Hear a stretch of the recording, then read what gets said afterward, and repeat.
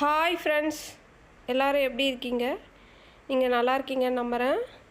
இன்றைக்கி நாம் ரொம்பவே சுவையான பலாப்பழ பாயாசம் எப்படி பண்ணுறதுன்னு பார்க்கலாம்.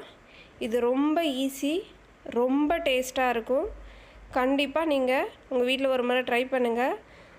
ஒரு குக்கரில் 15 பலாப்பழத்தை ஆட் பண்ணிக்கோங்க. இதுக்கு 100லேருந்து 150 ml தண்ணி விட்டு குக்கரை க்ளோஸ் பண்ணி ஒரு 3 விசில் விட்டு இப்போ எடுத்துக்கலாம். இப்போது 3 விசில் விட்டு எடுத்தாச்சு. பலாப்பழம் நமக்கு நல்லா வெந்து வந்திருக்கு. இதை அப்படியே மிக்ஸி ஜாருக்கு மாற்றிடுங்க. இதை ஆற விட்டு நல்லா அரைச்சி பேஸ்ட்டாக எடுத்துக்கலாம். இப்போது அதே குக்கரில் 200லேருந்து 250 கிராம் வெல்லம் ஆட் பண்ணிக்கோங்க. இதில் ஒரு 200 ml தண்ணி விட்டு நல்லா அதை கொதிக்க விடுங்க. பாகுப்பதம் அந்த மாதிரியெல்லாம் எதுவும் கிடையாது. இது ஏன் இப்படி கொதிக்க விடுறோம் அப்படின்னா, இந்த வெல்லத்தில் இருக்கிற மண், கல், தூசி எல்லாத்தையும் எடுக்கிறதுக்காக. இப்போ ஒரு கடாயில் 2 டீஸ்பூன் நெய் விட்டுக்கோங்க. நெய் நல்லா காஞ்ச உடனே 2ஆக உடச்சி வச்சுருக்க முந்திரி பருப்பு ஒரு 5 ஆட் பண்ணிக்கலாம்.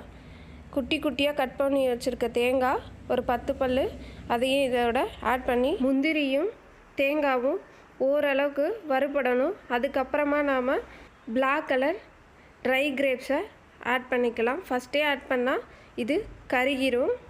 அதனால் இது ஓரளவுக்கு வறுபட்டதுக்கப்புறமா கிரேப்ஸை ஆட் பண்ணி வறுத்து எடுத்துக்கோங்க. இப்போது இந்த பேன்லேயே பேலன்ஸ் நெய் இருக்கும். இப்போ ஆல்ரெடி அரைச்சி வச்சுருக்கோம் இல்லைங்களா, அந்த பேஸ்ட்டு, அதையும் இந்த கடாயில் ஆட் பண்ணிக்கோங்க. இப்போது அந்த நெய்யும் அந்த பேஸ்ட்டும் நல்லா ஒன்றோடு ஒன்று மிக்ஸ் ஆகி வரணும். இந்த நெய்யோட இது நல்லா மிக்ஸ் ஆகணும். மிக்ஸ் ஆகின உடனே இதுக்கு தேவையான அளவு தண்ணி விட்டுக்கலாம். இப்போ நம்ம ஆல்ரெடி மிக்ஸி ஜாரோட தண்ணியும் ஆல்ரெடி நம்ம கரைச்சி வச்சுருக்க வெல்லத்தோட தண்ணியும் இதில் ஆட் பண்ணி நல்லா கொதிக்க விடணும். இது ரொம்ப நேரம்லாம் ஆகாது, 2 நிமிஷத்துலேயே நமக்கு நல்லா கொதித்து வந்துடும். இப்போ இது நல்லா கொதித்து வந்துடுச்சு. இந்த ஸ்டேஜில் நாம் ஒரு தேங்காய் எடுத்து அதோட பால் எடுத்துருக்கோம். அதை எல்லாமே இதில் ஆட் பண்ணிக்கோங்க. கொஞ்சமாக ஏலக்காய் தூள் வாசனைக்காக அதையும் ஆட் பண்ணிக்கோங்க. இப்போது ஆல்ரெடி வறுத்து வச்சுருக்கோம் இல்லைங்களா, அந்த நட்ஸையும் இதில் ஆட் பண்ணி விட்டுக்கோங்க. இப்போது ஒரு பவுலுக்கு மாற்றினீங்க அப்படின்னா அட்டகாசமான பாயாசம் ரெடி.